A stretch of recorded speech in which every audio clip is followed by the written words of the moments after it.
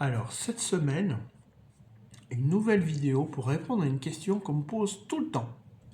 À savoir, est-ce qu'on peut prendre de l'homéopathie en même temps que les médicaments classiques allopathiques? Et la réponse est oui. Pourquoi? J'ai trouvé une image. Imaginez, vous allez avec des amis ou à votre chéri, i ou ie, ça dépend qui écoute, au restaurant. Vous pouvez manger et écouter la musique qui passe ou discuter avec une personne qui est en face de vous, n'est-ce pas? Et bien là, c'est la même chose. Ce sont deux canaux complètement différents. Donc, il n'y a pas de problème. Pourquoi? Parce que, vous savez maintenant, parce que je suppose que si vous écoutez, si vous visionnez cette vidéo, vous avez vu les autres, eh bien, tout simplement que... Oui, je remonte un peu parce que j'étais un peu bas du plafond. Marqué, c'est usuel chez moi.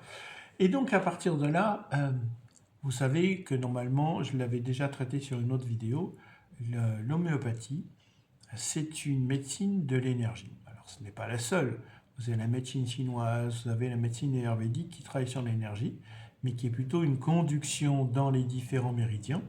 Par exemple, médecine chinoise, ce sont les méridiens d'acupuncture, mais en Ayurveda, ce sont des méridiens aussi, il y en a beaucoup plus, et on appelle ça des nadis, qui tapissent, qui recouvrent tout le corps, partout.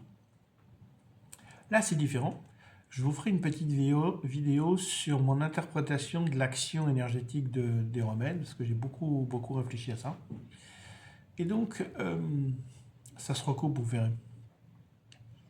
Et donc, l'homéopathie, surtout unicis, les autres aussi, mais quand vous mélangez plein de trucs, c'est plus de l'homéopathie unicis, c'est de la soupe. Et bien, à partir de là, c'est une médecine de l'énergie. Et donc, vous ne pouvez pas avoir d'interférence. Pourquoi? Parce que la médecine allopathique, c'est une médecine pondérale. C'est-à-dire que vous allez prendre des effets, vous allez prendre des médicaments qui ont des effets pondéraux directement, c'est-à-dire que vous prenez, ce sont des molécules qui se voient, qui se pèsent, vous pouvez les voir, et qui ont ce qu'on appelle une demi-vie. C'est-à-dire que vous prenez un médicament, c'est marqué dans le Vidal, vous savez, le Vidal, c'est le gros bouquin dictionnaire des médicaments. Alors avant, ça existait, gros bouquin rouge, et maintenant, c'est en ligne. Et donc, ça vous dit, ben voilà, ce médicament-là, la formule active, elle agit tant de temps, et après, ça redescend, ça fait une courbe comme ça. En homéo, ça ne marche pas comme ça. Ça peut durer des jours, des mois, suite à une prise. Et si vous avez un effet pondéral, donc de l'ordre du physique, de la matière, sur un médicament allopathique, il va s'arrêter et après il faudra le reprendre. C'est pour ça qu'en général on prend un médicament tous les jours, tous les 2 jours. Alors vous avez certes des LP, ça veut dire que c'est low dispersion, et donc ça, je ne sais plus si c'est dispersion, mais enfin, c'est si vous voulez un effet qui est long, sur plusieurs temps. Par exemple, il y a des cortisones comme ça, qui sont avec des longs effets. Et c'est un peu différent. Mais si vous avez un canal qui est un canal physique en bas et un canal énergétique en haut, ils ne vont pas se retoucher.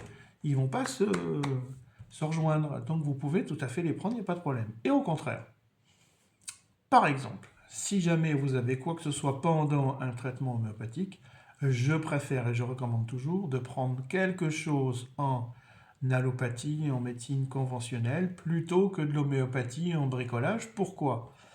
Parce que vu qu'il n'y a pas d'interférence sur le plan énergétique, presque ça ne fait rien. Ça laissera la propension, la capacité au médicament homéopathique d'avancer, de continuer son action et de juguler par l'effet médicamenteux allopathique vos comprimés, machin, une migraine, machin, qui serait survenue. Ok. Maintenant, il se passerait quoi si vous faisiez la même chose en disant, bah tiens, je prends un médicament qu'on m'a donné, le praticien l'homéo m'a donné un médicament, et comme j'ai un truc qui survient, je suis tombé, je me suis cogné, je vais prendre de l'arnica. Ok. Mais dans ces cas-là, vous prenez quelque chose de l'ordre de l'énergie, de la même famille, de la même composante. Et peut-être vous pouvez avoir une intercession ici, et vous pouvez avoir quelque chose qui vient, qui va modifier la réaction, voire l'arrêter si le médicament que vous prenez est antidote du médicament homéopathique que vous preniez à l'avance. Ça veut dire quoi? Ça veut dire que vous avez des médicaments homéopathiques qui, entre eux, vont annuler leurs effets, ils ne vont pas ensemble. Exemple, Phosphorus et Causticum, ils sont cousins, très très proches, et en fait, ils se détestent tellement qu'ils ne peuvent pas être pris en même temps, ou même très proches, parce que un va annuler l'autre. Donc on ne peut pas faire ça. On doit mettre un temps d'attente. Et quand vous avez un, par exemple, qui est en trop-plein, ben vous donnez l'autre, ça casse le trop-plein, ça antidote. Comme un antidote, ça y est, pour les venins. Eh bien, en fait, ou pour les médicaments, je préfère largement que la personne prenne quelque chose de l'ordre de l'allopathie.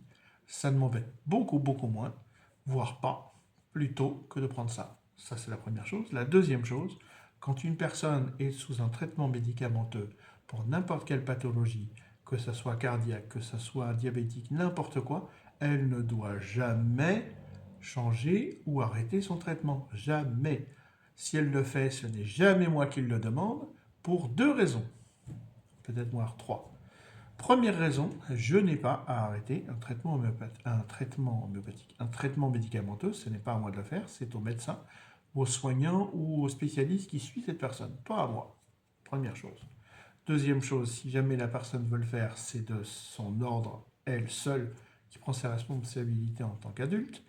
Et troisième chose, c'est une question scientifique. Je vous donne un médicament homéopathique parce que vous avez quelque chose.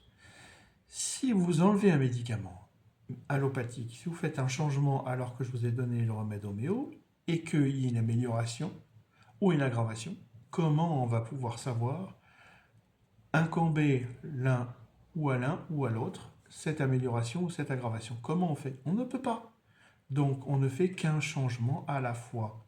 Sinon, au niveau scientifique, vous ne pouvez pas analyser ce qui se passe. Donc on garde tout, on rajoute le médicament énergétique homéopathique qui n'interfère pas avec le reste, et on voit ce qui se passe. Et là, ça permet d'avoir une vision complètement scientifique. Et c'est comme ça qu'on peut tout à fait prendre de l'homéopathie en même temps qu'un médicament classique. La raison est pour ça, et maintenant, vous savez tout. Donc si vous avez des questions par rapport à ça, vous savez que c'est là-dessous que ça se passe, des avis, tout ce que vous voulez. Un petit pouce pour dire que ça vous a plu, que ça vous a apporté quelque chose, que ça a éclairé un truc. Et un petit abonnement si ce n'est pas déjà fait. Bizarre d'ailleurs, ce ne sont pas déjà faits. Comment ça se fait? Et puis vous pouvez transférer ça à des connaissances, des copains, des amis, qui vous voulez. Et puis voilà, et plus on sera nombreux pour la résistance, du choix de comment on veut se traiter, parce que à mon avis, ça va être chaud dans les années à venir, donc il va falloir un peu se fédérer et un peu résister. Voilà, ok? Allez, à bientôt, au revoir.